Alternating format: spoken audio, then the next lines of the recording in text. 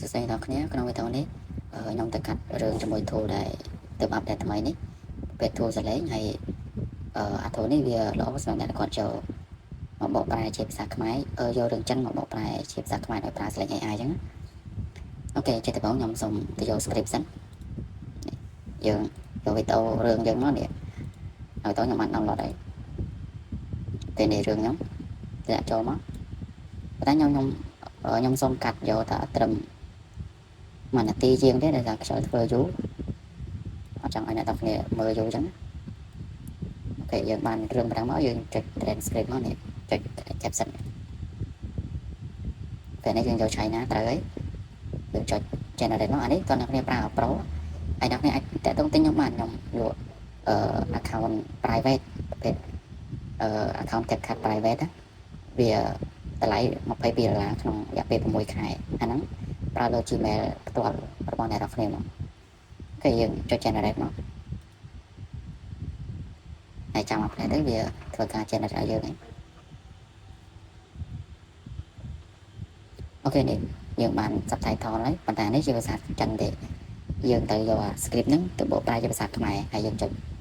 export មកពេលចុច export ហើយយើងដោះកន្លែងវីដេអូនេះចោលដោះចោលហើយយើងthíchយកកន្លែងនេះ caption នេះជួនកាលវា auto thích អញ្ចឹងយើងបាច់ thích ទេអានេះយើងយកពាក្យ SRT បន្តមកចុច export មកអូខេបានហើយយើង open folder ហ្នឹងមក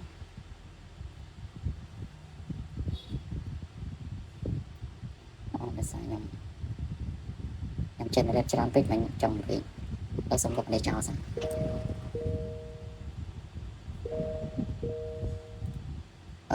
សូម export ដល់សាមអី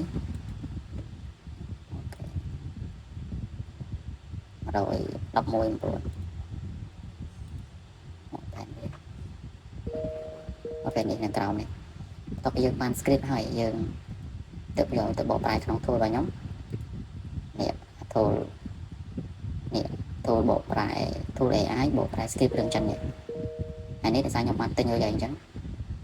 ខ្ញុំអត់ទិញទៀតទេខ្ញុំចូលមកកន្លែងនេះមកនេះចូល tool របស់ខ្ញុំនេះ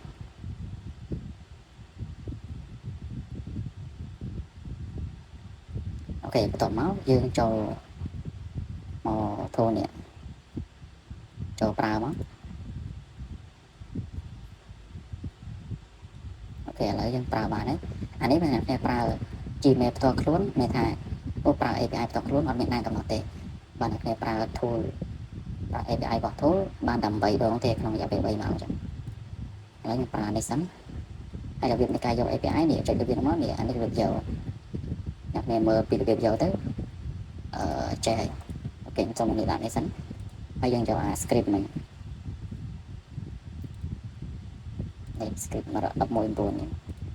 ដាក់ចូលមកហើយយើងធ្វើការបកប្រែតោះនេះខ្ញុំសូមរើសយកបកប្រែធម្មតាអានេះសង្ខេបខ្ញុំចូលខ្លីបំផុតនេះសង្ខេបបែបខ្លីបំផុតបកប្រែជា script អូខេត្រូវហើយតោះមកយើងចុច generate ដំណើរការមក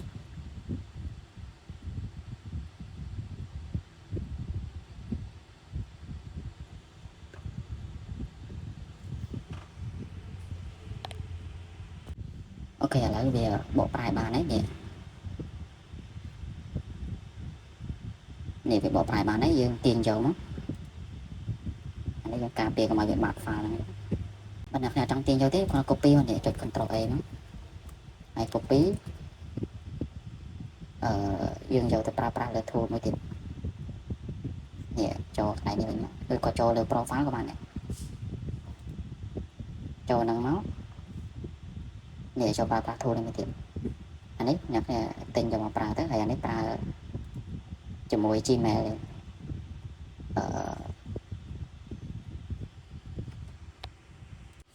នេះពេលចូលមកដល់កន្លែងនេះអ្នកវាយ Gmail ហ្នឹងចូលទៅនេះមកអា Gmail ហ្នឹងវាយដូចអានេះហ่ะវាយដូចគ្នាហ្នឹងមកអូខេឥឡូវខ្ញុំបានដាក់ Gmail ខ្ញុំចូលហើយវាដាក់ថាខ្ញុំនៅសល់200,000ទូអក្សរទៀតចំណែកខ្ញុំចេះតែបានច្រើន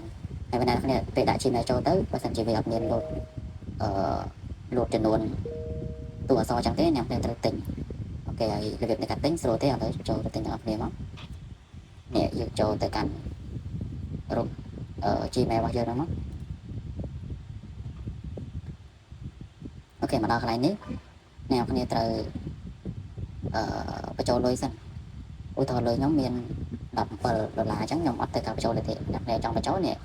តិចបញ្ចូលលុយហ្នឹងមកឲ្យបាញ់ទៅវាយចំនួនលុយអ្នកគ្នាចង់បញ្ចូលទៅបានហើយពេលបញ្ចូលលុយបានហើយអ្នកគ្នា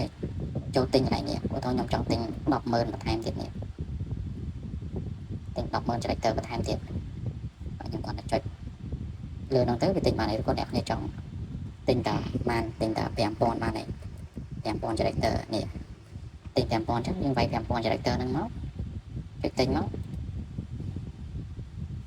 អូខេនេះអញ្ចឹងវានឹងកាត់លុយអ្នកគ្នា 0.09 សេនទៅហើយតទៅទិញបានហើយយើងចូលមកប្រើប្រាស់ tool មិនទៅនេះយើងចូលមក tool ហ្នឹងវិញមកហើយវាយ Gmail ចូលមកនេះពេលយើងវាយ Gmail ចូលទៅវានឹងដាក់ថាចំនួននៅសល់ប្រហែលនេះអានេះខ្ញុំទិញ5000មិនបន្ថែមទៀតអញ្ចឹងវាឡើង215,000អូខេបន្ទាប់ពីយើងដាក់ Gmail ដាក់អីបានហើយយើងដាក់ script យើងមិនចូលមកនេះ script យើង download មិញនេះអូខេដាក់ចូលមក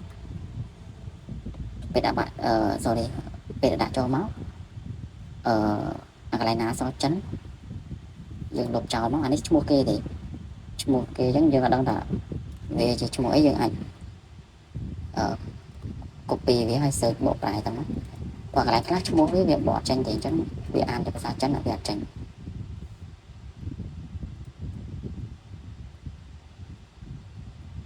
នេះឈ្មោះបោមានអញ្ចឹង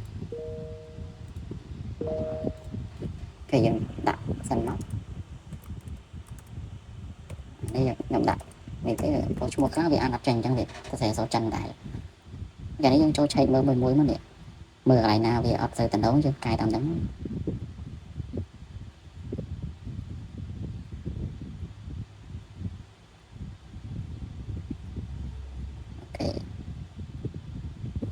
មើលទៅយើងមើលទៅថាវាអាចយកបានហើយយើងចុច generate មកទៅហើយអានេះយើងអាចដូរសលេងបានឧទាហរណ៍ថាអ្នកនេះចង់ឲ្យអាសលេងទី2នេះ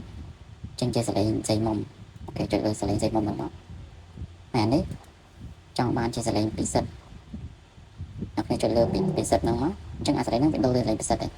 អញ្ចឹងយើងអាចដូរសលេងបានអូខេនេះយើងអាចដាក់សលេងសេមុំអញ្ចឹងមកអានេះអាស្រ័យលើអ្នកគ្នាដាក់ទេអាហ្នឹងខ្ញុំមកលំអិតតហ្នឹងទេអ្នកគ្នាចង់ឲ្យ script កន្លែងណាចេញសលេងស្រីដាក់តាមហ្នឹងមកអូខេបន្ទាប់ពីយើងដាក់សលេងអីអស់ហើយយើងចុច generate មកយើងចុចបង្កើតសលេងគេចុចមក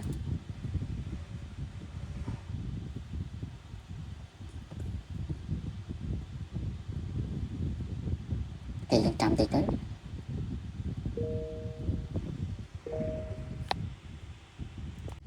អូខេឥឡូវយើងបានសលេងហើយយើងចូលទៅស្ដាប់សាក់មើល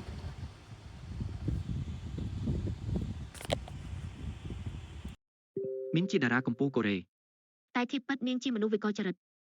អ្នកណារ៉ាំងនាង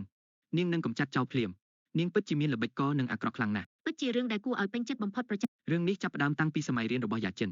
ថ្ងៃនេះជាថ្ងៃខួបកំណើតគ្រូសិស្សទាំងអស់កំពុងអបអរតែរឿងមិននឹកស្មានកើតឡើងស្វាមីគ្រូស្រីក៏រត់ចូលមកហើយទះកំភ្លៀងនាងមួយអូខេយើងយកបានហើយប៉ុណ្ណឹងយើងចុច download មកពេលបន្ទាប់ពី download ហើយយើងចូលទៅកាត់វិញយើងលុបអា script នេះចោលមកបាច់ទុកវាទេគេលុបចោលមកយើងទៅយកសលេងមិញដាក់អាសលេងយើង export មិញបានវា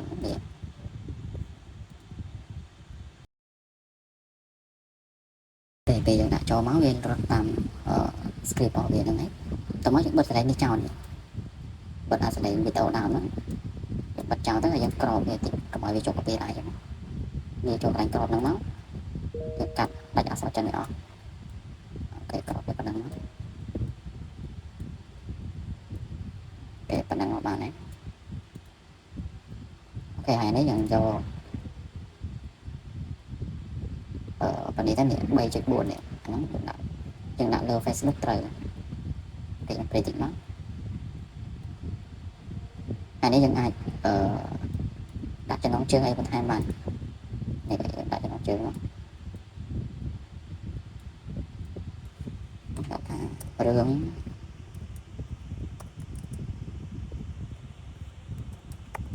ស្នេហា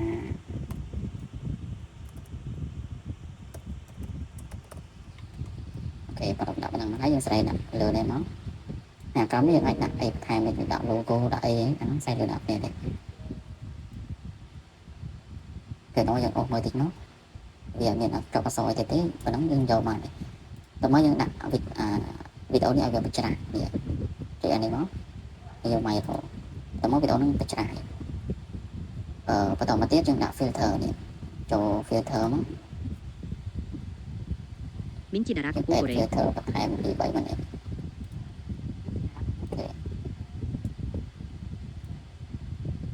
មានជាតារា ចូលពី3មកបាន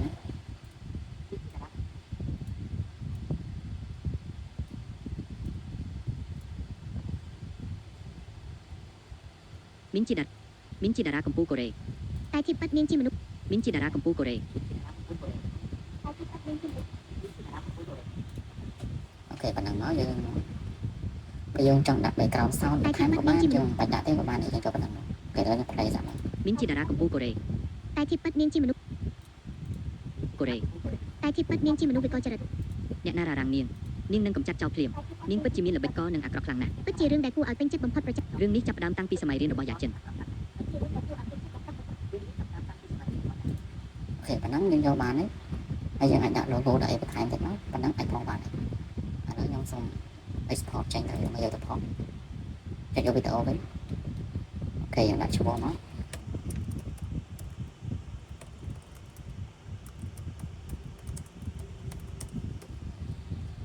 អូខេប៉ុណ្ណឹងមកសោដោយត្រៃទេអូខេអានេះយក tool គេហ្នឹងទៅ export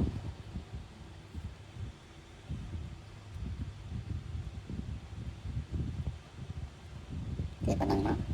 មានជាតារាកម្ពុជាកូរ៉េ គេបានហើយឥឡូវយើងអាចយកទៅ post លើ Facebook អីបានវាអត់ជាប់ copyright ទេឥឡូវយើងចូលទៅ post ដល់គ្នាមកនេះខ្ញុំចង់សុំចូល Facebook ខ្ញុំ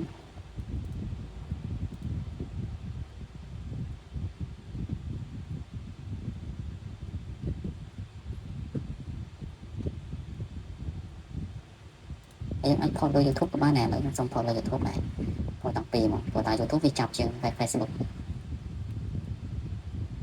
សុំទៅ account តិច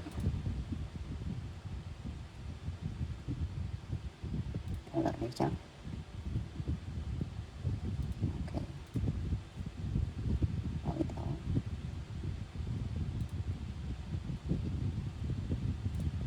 ទៅមិញនៅណាចា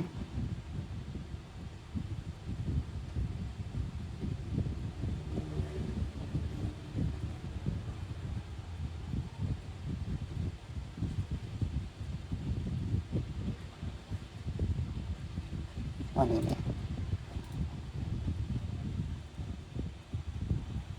ពេលនេះយើងចាំវាពេញសិនមក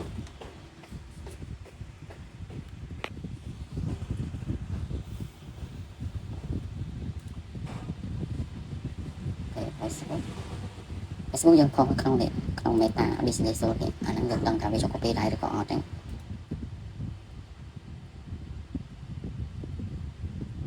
គេចូលកាន់តែដល់មកគេយើងចុច create ផុសឬក៏ create reel ក៏បានដែរយើងផុស reel យើងដាក់ create reel ដែរអាចវីដេអូចូល មានជាតារាកម្ពុជាកូរ៉េតែជាប៉ាត់នាងជាមនុស្សវិកលចរិតអ្នកណារ៉ារ៉ាំងនាងនឹងកំចាត់ចោលភ្លាមនាងពិតជាមានល្បិចកលនិងអាក្រក់ខ្លាំងណាស់ពិតជារឿងដែលគួរឲ្យពេញចិត្តបំផុតប្រចាំរឿងនេះចាប់ផ្ដើមតាំងពីសម័យរៀនរបស់យ៉ាចិនថ្ងៃនេះជាថ្ងៃខួបកំណើតគ្រប់សិស្សទាំងអស់កំពុងអបអរតែរឿងមិននឹកស្មានកើតឡើងស្វាមីគ្រូស្រីក៏រត់ចូលមកហើយតែកំភ្លៀងនាងមួយទេមួយម៉ាត់ក៏កុំនិយាយចេញទៅការពិតគឺជារូបថតលួចលាក់របស់គ្រូរូបថតអាហារទាំងនោះថែមទាំងត្រូវគេបង្ហោះលើគ្រូក៏ត្រូវសាលាព្យួរការងារតែអ្វីទាំងអស់គឺយ៉ាចិនជាអ្នកធ្វើនាងថែមទាំងលេងល្ខោនធ្វើជាបាក់គ្រូមានជាតារាកម្ពុជាកូរ៉េតែជាប៉ាត់នាងជាមនុស្សវិកលចរិតអ្នកណារ៉ារ៉ាំងនាងនឹងកំចាត់ចោលភ្លាមនាងពិតជាមានល្បិចកលនិងអាក្រក់ខ្លាំងណាស់ពិតជារឿងដែលគួរឲ្យពេញចិត្តបំផុតប្រចាំរឿងនេះចាប់ផ្ដើមតាំងពីសម័យរៀនរបស់យ៉ាចិន ថ្ងៃនេះជាថ្ងៃខួបកំណើតគ្រប់សិស្សទាំងអស់កំពុងអបអរតែរឿងមិននឹកស្មានកើតឡើងស្វាមីគ្រូស្រីក៏រត់ចូលមកហើយផ្ទះកំភ្លៀងនាងមួយ គឺបកប្រេតអានេះមិនសិនវាជាប់ copyright វាលក់លើហ្នឹងហើយ ចេញទៅ តែនេះអត់អីទេយើងចូលមកស្យាទៀត រូបថតអាហារ អូនេះពងឆេក ត្រូវគេបង្ហោះលើគ្រូក៏ត្រូវសា ពង លា ឆេក ជួការងារ copyright តែអ្វីទាំងអស់ ឥឡូវយើងទៅមើល YouTube វិញ នាងថែមទាំងលេងល្ខោនធ្វើជាបារម្ភគ្រូអរគុណដែលអ្នកបង្ហាញភាពទន់ខ្សោយបែបនេះលោក Max សរសេរវានៅក្នុងចិត្តខ្ញុំនៅសានស៊ីអ្នកទទួលបន្ទុកការងារសំខាន់មួយហើយមិនអាចបញ្ជាក់ផ្លូវឆ្ងាយព្រះអើយ no made ខ្ញុំ for លែង kid ជួយអ្វីបានទៀតជួនសូម អូ មើ ខេ ល យើង គួរ ចូល តែ មក ជា check មួយគ្រូស្ដាប់ការស្រឡាង copyright no តែ info ខំ fund ស្រី ទេ កន្លែងនេះបន្ទាប់ វាដល់ហ្នឹងវាអត់ ពីក៏កើត copyright ទេយើងអាចខមបាន នាងនឹងយ៉ាសិនសុទ្ធតែជាសិស្សដែលទទួលបានពីតែស៊ីស៊ីត្រូវបានដាក់ចំណាត់ថ្នាក់នាងសួរគ្រូពីមូលហេតុ TikTok នេះផងមក មីងជាតារាកម្ពុជាកូរ៉េតែជាពិតនាងជាមនុស្សវិកលចរិតអ្នកណារ៉ារ៉ាំងនេះ អូខេឥឡូវ Facebook ក៏វាអត់ចាប់ copyright ដែរនេះវាដាក់ថា no copyright info found តែយើងអាចខមបានទាំងអស់អញ្ចឹងយើងអត់ភ័យថាវាជាប់ copyright អីទេយើងអាចខមបានអូខេវីដេអូនេះមានប៉ុណ្្នឹងទេសឹងកំណត់ឲ្យយល់ហើយមានចំណុចអីអាច comment សួរខាងក្រោមមកខ្ញុំនឹងធ្វើការប្រាប់អ្នកទៀតថែមអញ្ចឹង